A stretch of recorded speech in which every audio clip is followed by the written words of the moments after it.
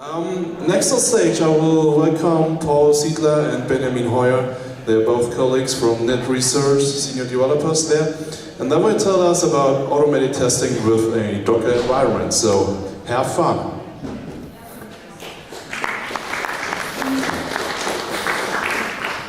Hello everybody. Strange. Yeah, we are first-time performers, so bear with it, please. We are happy that so many of you have still energy to hear something about CI/CD, even if it's late and the second day. And today we are talking about our experiences, our story, what we are managing with Docker, why it's a good idea, and what hurdles we have along the way. That's why it's a bit techy. And so the first question is, everybody using Docker here, or at least fond of it? That's good. Okay. So for the rest, Docker would be a nice way to replace virtual machines, as you heard in the first day presentation, because you are able to run independently from the operation system, the same system, locally on release servers, on live servers, and so on. And has, I think, more opportunities for the scalability and the performance as whole. Yeah, we are hoping for a bit of feedback because everything is in progress. It's always in progress. We are arguing till today about what's the best practice in using Docker. So maybe if some of you is interested afterwards, we can discuss what way you are using and how we can combine it and build maybe for the XDN best practice for it. At first, some information about us. My name is Benjamin Hoyer, and my colleague here is Paul Siedler. We're both working for Netresearch as Magento developers, but with the current developing of the structures, we're doing development, Dockerization, so DevOps business, application business, and that's why our field of tasks are grown in the recent years. Netresearch itself is in business for 20 years, almost 21, and that's why most of our colleagues, male colleagues, have a beard already. Yeah. So we at Netresearch do many different things, basically everything e-commerce, from consulting, system integration and custom development using open source software as GitlabCI, Magento. And a big part of what we do is also developing Magento extension for industry partners like DHL or payment providers. And that's also the standpoint we are coming from with the whole continuous integration topic. So everything we'll talk about is a bit shaped from that. So in the next minutes we will talk about what continuous integration is for us and what are the requirements we have for the continuous integration. And then we will talk about the implementation and how we integrated that with our Docker setup and also how our whole CI is set up with GitLab, what features from GitLab we are using, what we are using for secret management. Yeah, and in the end we'll talk about some hurdles we encountered along the way. So let's start. Also, disclaimer, as I said, we are coming from a standpoint as an extension developer, so everything is a bit colored like that. But I think some stuff we talk about will be beneficial for everybody. And we tried to touch other projects or project types, but our experience in those is limited, so take it with a grain of salt. So this is actually the most crucial part. We are not talking about technical requirements first, but about something more like meta requirements for continuous integration. It's not about what you test, because that depends on the type of project, on your resources, what you can do. But it's more about that you actually use continuous integration within your development process. So as your Git is your version control system. Your continuous integration pipelines should be your quality control system. And also every build that is failing should require an action by a developer to fix that. We in our company use the continuous integration basically as gatekeeper. So every feature is developed in a branch, and once the feature is ready, the pipelines will run over it, and only if the pipelines are green and successful, the feature gets merged.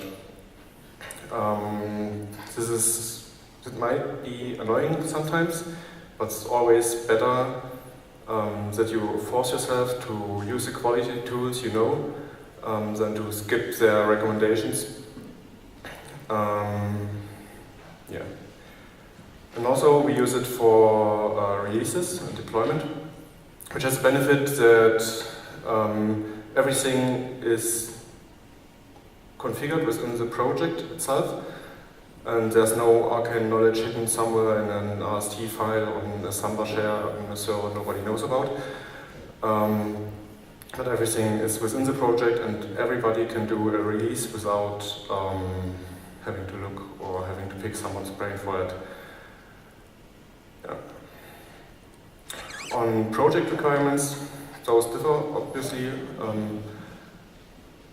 For shop projects, as I said, it's a very rough list, but usually you want to do the deployment, or you want to do integration tests to ensure that the functionality of all extensions you have within your shop are still running and given. And you might also do acceptance tests, maybe using the Magento functional testing framework or some other tool you're more familiar with, to ensure that the custom functionality you have developed is still working on maybe live environment or environment that's as close to the live environment as possible. And all that is basically a task your continuous integration should provide you with. So for extension projects, it's a bit different, because usually for a shop project, the environment where you are working in is pretty fixed. You know which PHP version you're using, you know which Magento version you are using, you also know which extensions are installed, and you can shape everything to fit those needs. For extension projects, it's the way around, because we don't know what the merchant is using for a system. You can use Magento 1, Magento 2.3, Magento 2.2, and all the supported PHP versions. And then, on top of that, you can also use a plethora of extensions that are available in the marketplace, or custom developments, and those all can break functionality. So, yeah, that's basically that we need to test at least that what we can. So we try to test everything with each Magento version we support, with each PHP version that's supported by the Magento version. Also, if you want to release on the Magento marketplace, you have to adhere to the Magento extension quality program code standings. So those are also checked by our continuous integration. Also, you want to automate the release. In our case, it's basically the package build which gets published, and we also have extensions where we publish to external repos, so on GitHub from our internal repositories. And another use case or another requirement we had was that we want our integration branches to be automatically deployed on UAT systems, so our customers or our project owner can validate the functionality and the look and feel of the extension. Yeah, for a start, maybe a bit about our approach, how we want to separate our services. As you can see it here, this is our build for our local machine and even for our live machine. Is this pointing? And as you can see, we have for one purpose, for the solid principle, we have one purpose for each container. So that's why we have, as I think it's default, an Nginx container, a container for our PHP FBM environment. For the database, other than a live server because that's Aurora DB at the moment. And our app image, which includes all of our Magento files, not the installed files, only the prepared files for installation. And we have a setup image for installing the whole stuff. So all of our scripts, which we are needing for installing the system and preparing it to get ready, with variables for the URL and the cache directory and all the stuff is included there. This is excited at the moment, it's finished. Also the app container is excited because it only provides the volumes for all of the other stuff. Because we have also decided to use named volumes to share the directories for the sources through our services. And those are, for example, here this Magento 2. So here is our Magento installed. In the scripts field, there are those scripts for installing the system.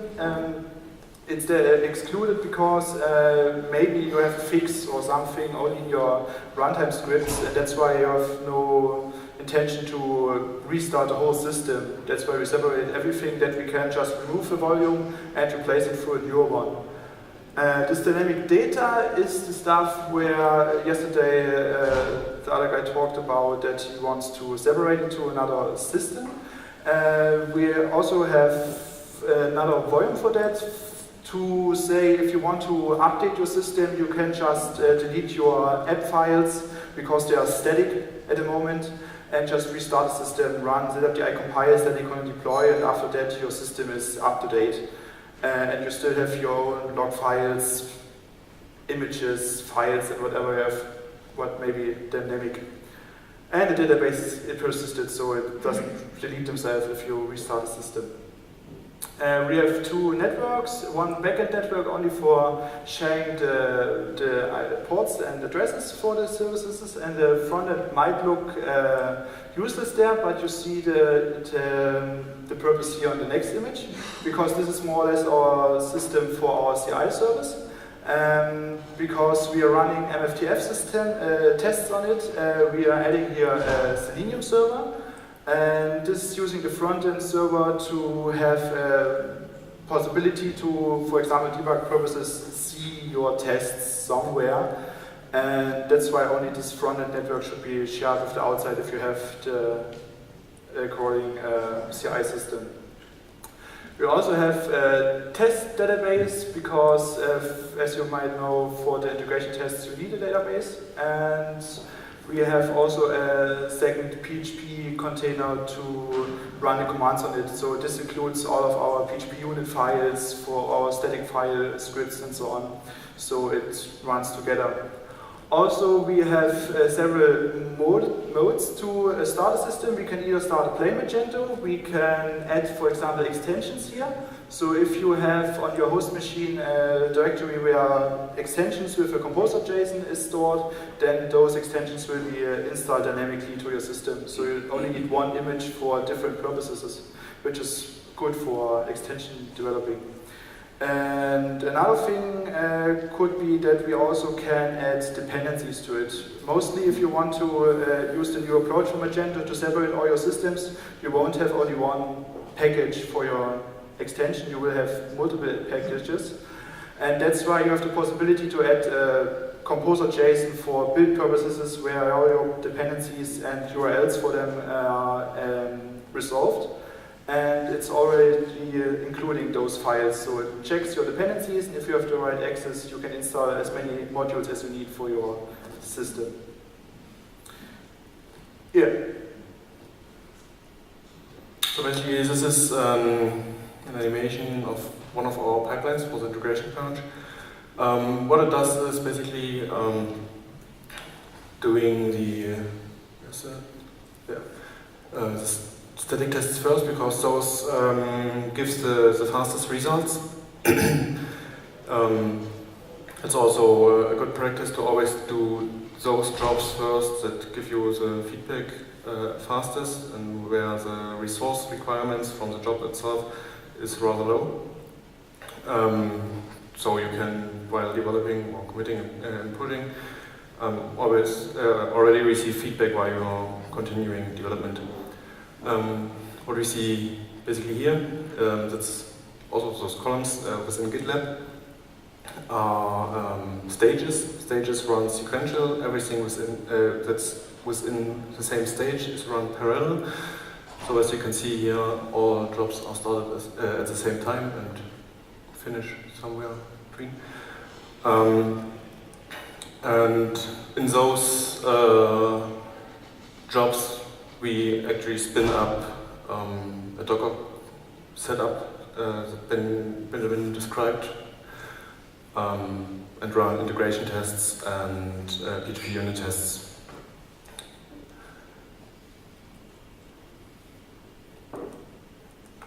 Oh, come on. Oh. Oh. Yes. Okay.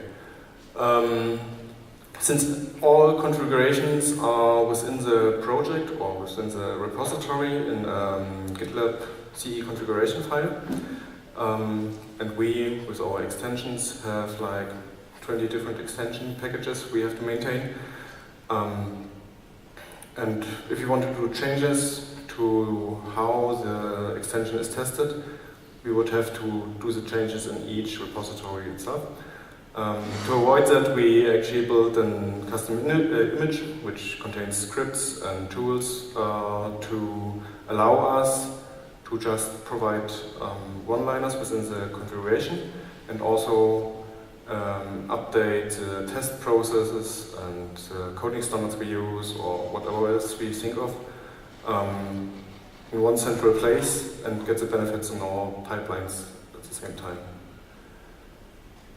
Yeah, it basically helps to not get insane when you want to do a change in 20 repositories at the same time.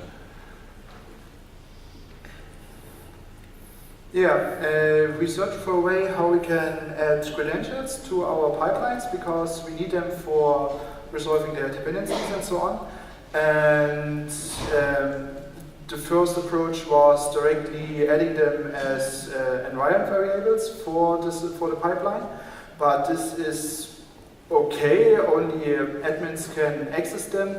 But still, if you want to have multiple similar pipelines, you had to repeat credentials again and again. And if you want to change it, you have to change it everywhere.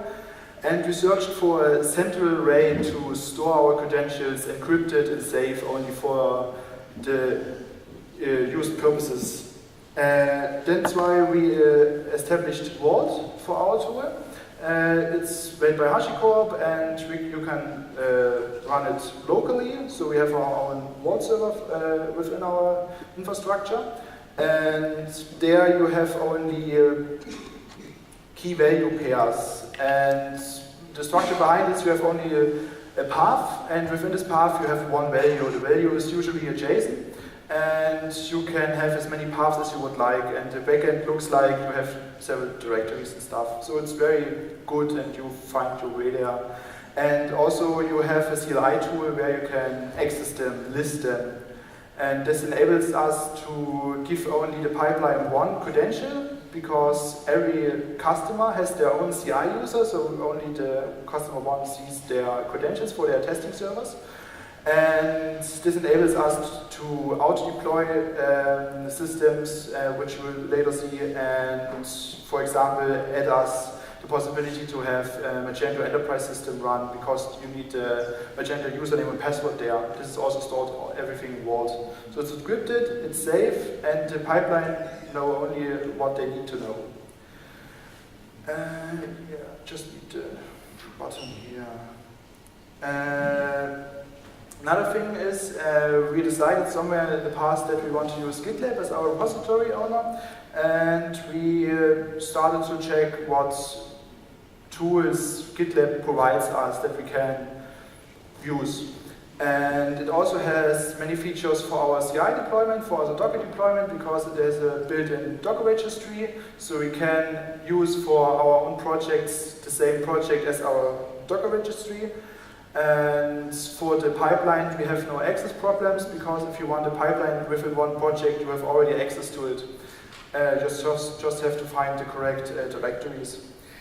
Another thing is that everything is in one place, because you can add to your project one configuration file for your pipeline. So everything is in one hand, and you find it if you want to search it. Another thing is you can schedule your pipelines, that you can say it should update the images once per week, for example. Then you can provide the up-to-dateness of your system, because even if you have no changes in your code or no new merge requests, you have the possibility to update your systems to the latest standards. And the main point why we also wanted to include all of those things within our extension project is that we want to go only over merge requests for new features for our develop branch.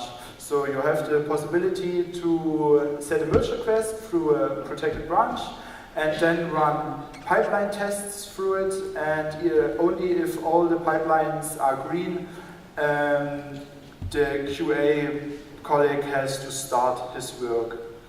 And that's the reason why we want to establish that, because even for a static test, you can run the same static tests on the CI pipeline and as you do in your local system. For example, PHP Stan or the headless PHP Storm or whatever approach might come in the future.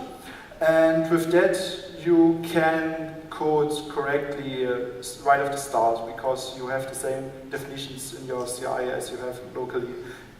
Especially through Docker, because you can install all your dependencies you might need through the same step. Yeah. That's why I have the last feature on the presentation was job templates. I meant it's like you might know it from less or SAS. If you have a leading dot, then the configuration will ignore it per default, but you can reference it.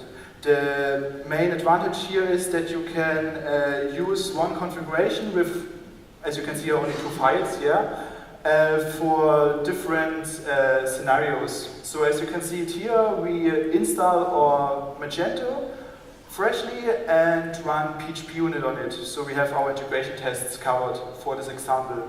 So this is called PHP unit, and this is extended here in this step, where we start a Magento Enterprise Edition 2.3 with PHP 7.2. And that's the main point, because we only need those env variables for different images, because we have image for every combination of Magento, useful combination of Magento and PHP. And then we just need this one-liner and can change the logic behind it within one part of the configuration script, which is good for the readability and the length of the configuration file. The last thing I mentioned earlier was the auto deployment. We have added Vault for that also, because we have for our customer and the UAT systems the credentials within Vault. As you can see it here, we give the project a Vault path to those credentials, where you, as long as you keep the same structure, can add as many systems as you like. And this is a manual step, so you have the control when you want to really update all of your systems. And it's bound by the develop branch at the moment. And this is doing the usual stuff with scripts like SSH to the server, update your Docker environment, as I mentioned earlier, with our structure, and update the system. And this is a great advantage, because you have also everything on one hand. And as you could see in the GIF few pages before, you saw the last step, this deploy step, where I had to manually click on it to deploy it. So it's really good looking. Okay, so up to some hurdles we encountered. Basically, GitLab provides us with a continuous integration tool. However, if you use a local GitLab instance, you have to care for your runners, basically your service workers that actually do the jobs for you yourself. And getting those up and running is not the problem. However, configuring and setting them up properly so your builds don't fail for infrastructure reasons is quite hard. Yeah, initially we set up one big virtual machine which could execute, I think, 5 to 6 jobs simultaneously. However, the I/O buffer usually was overflowing and it couldn't read the file system fast enough, which resulted in failing jobs for reasons we couldn't debug on our local system because they were only on the virtual environment. And yeah, after some testing and some configurations, we basically settled with, I think, 7 different runners that each only run 2 jobs simultaneously.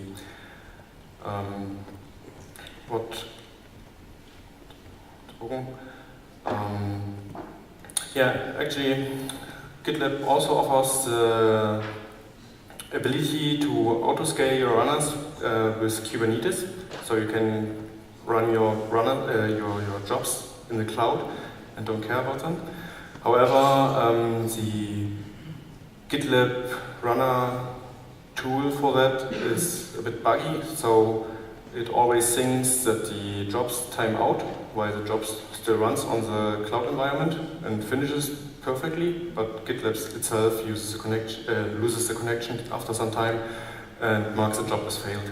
So we had the funny problem that we got images within the registry that were updated, but all the jobs were showing that they failed, and yeah, that's a bit problematic, especially if you depend on the jobs executing successfully to do a release, for example.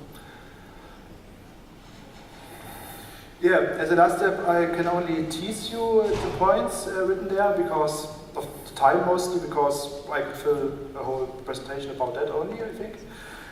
Because the most interesting part for us is how can we develop with Docker systems, because you have to log in somewhere, you have to debug somewhere, which is a huge point, and this has many approaches how you can solve that.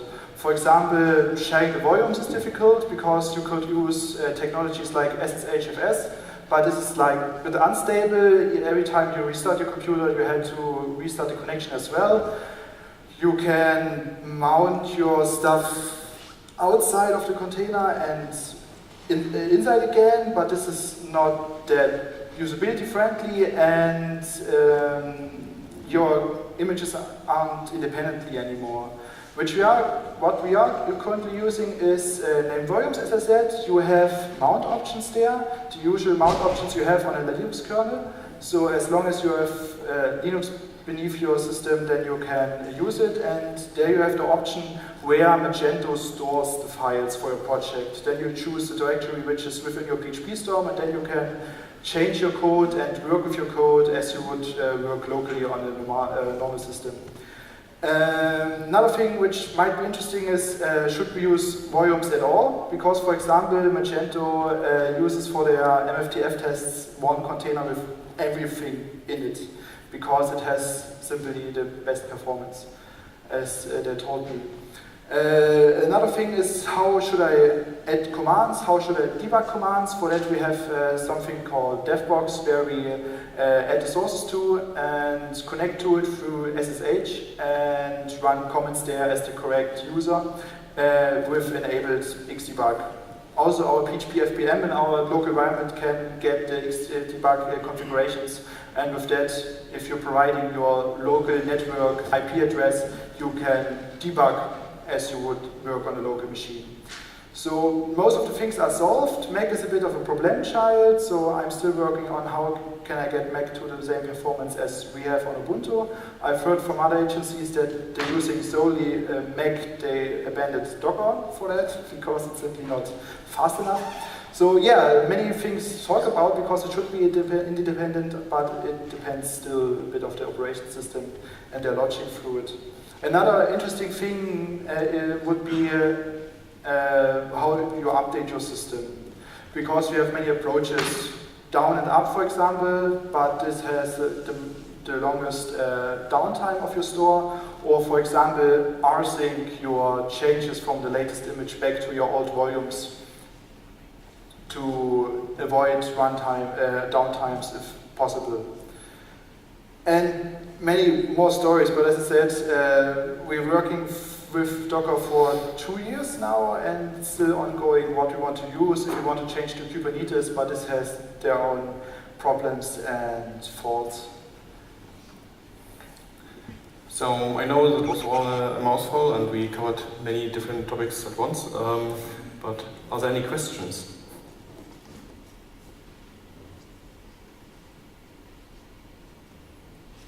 Looks like not. Then,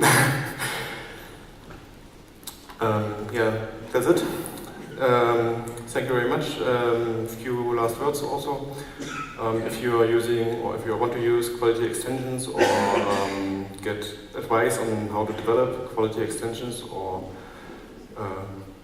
develop good code in general, you can go to the XTN website. They have a white paper for do's and don'ts for Magento development. Yeah, check them out. And thank you very much. We have a nice few hours left of Meet Magento and good travels home.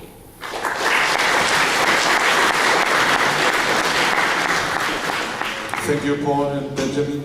I also have a little gift for you as a thank you. Thank you. Enjoy your journey. Thank you. Thank you.